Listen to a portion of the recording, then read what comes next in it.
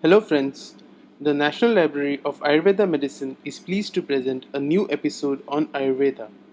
The present release is part of a video lecture series prepared for the education of Ayurveda literature. The information is in accordance with the academic curriculum of Ayurveda studies in India. My name is Dr. Sumit Kesarkar and I will be your host throughout this video which discusses the current status of Ayurveda literature and studies in India. Ayurveda is a recognized medical system of healthcare like other medical systems existing in India. The Central Council of Indian Medicine or the CCIM governs and recommends policies for the research and development of the system. In India, a bachelor's degree with a major in science subjects such as physics, chemistry, and biology, and a minor in Sanskrit is desirable for candidates interested in taking up the course of study.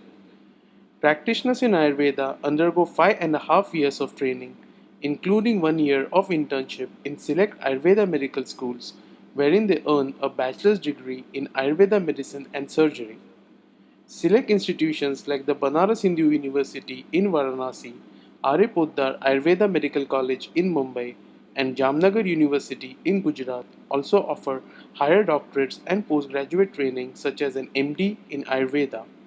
The graduate training includes a 3 year residency and a dissertation similar to the MD/MS degrees in modern system of medicine. Similarly, a doctorate or PhD in Ayurveda is offered by various universities in India. We will now look at the various available documentation in India to study Ayurveda for academic purposes. Due to various political scenarios of Indian history, much of the ancient Ayurveda texts are not available today. The Ayurveda literature that is used for modern academic study is divided into two triads known as the Brihat Trayi or major triad and Lagu Trayi or minor triad. The books of Brihat Trayi are more ancient and are the basis of all other books of Ayurveda.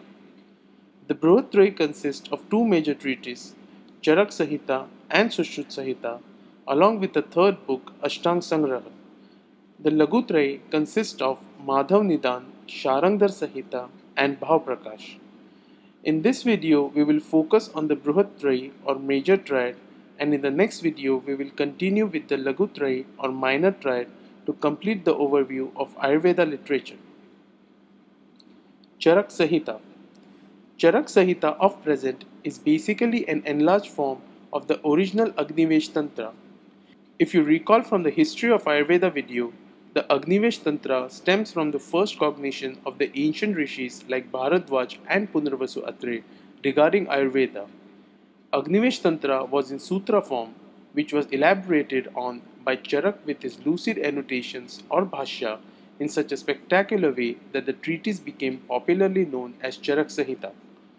The exact period of Charak Samhita cannot be established. With time, even Charak Samhita did not survive in its complete form and almost one-third of its contents was lost. The missing part was later rewritten by Drutbal, who sourced similar material from contemporary works and completed the Charak Samhita to its present form. Unfortunately, Drutbal's period cannot be established either, apart from the proposition that his work could not have been earlier than the 4th century AD due to the references found in works like Navnitaka. Ayurveda Deepika is a very popular commentary on Charak Samhita written by Chakrapani Datta. The work, also known as Charak Tatparya Tika, was composed around 11th century AD and is heavily relied upon by various Ayurveda scholars and healers in India to decipher Charak Samhita and apply its concepts in treatment. The Charak Samhita now available has 8 sthanas, totaling 120 chapters. The 17 chapters of Chikitsa Sthana and complete Kalpasthana and Siddhisthana were later added by Drutbal.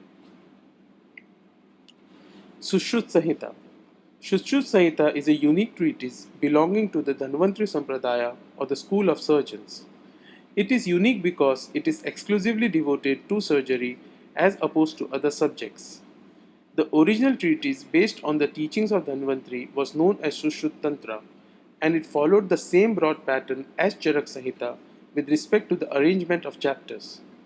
Later, a supplement was added to the Sushrut Tantra known as Uttar Tantra. Uttar Tantra was supposed to discuss all subjects not touched on in the Sushrut Tantra and make the treatise complete in all aspects. To give the whole text an appearance of thematic unity, the anonymous author of Uttar Tantra was also dubbed Sushrut, so that we have Sushrut I as the author of Sushrut Tantra and Sushrut II as the author of the later added Uttar Tantra. Both these texts were later revised by Nagarjuna under the present day title Sushrut Samhita. Nibandha Sangraha is an excellent commentary on Sushrut Samhita and was authored by Dalhan around the 12th century AD. The present Sushrut Samhita consists of 6 sthanas and 186 chapters. While the first 5 sthanas deal almost exclusively with surgery, the last sthana is assigned to deal briefly with the 6 branches of Ayurveda except toxicology or Agada Tantra. Many formulations present in Sushrut Samhita have been copied from pre-Drupal portions of Charak Samhita and some from the Bhel Samhita. From the current text, it is not possible to isolate the original Sushrut Tantra, which places a huge question on the seniority of the text with respect to Charak Samhita. Ashtanga Sangraha. Ashtanga Sangraha was composed around the 6th century AD by Acharya Vagbhat and is divided into 150 chapters with 6 sthanas. Ashtanga Sangraha is a neat collection of the details of Sushrut and Charak Samhita. It is considered as a summary of both these treatises. Ashtanga Sangraha is the first medical text to incorporate astrological concepts. It is claimed that diseases which originate during different stellar or nakshatra conjunctions follow different courses. Ashtangahrudaya is a concise version of Ashtanga Sangraha with neat and lucid explanations of topics written by Acharya Vagbhat, who was the grandson of Acharya Vagbhat, the author of Ashtanga Sangraha. Many scholars wrongly accept both these individual authors to be one person. A close scrutiny indicates that both these treatises were created by different authors with the same name Acharya Vagbhat. Sources prove that Acharya Vagbhat the first, who authored Ashtanga Sangraha, was the grandfather of Acharya Vagbhat the second, who authored Ashtangahrudaya.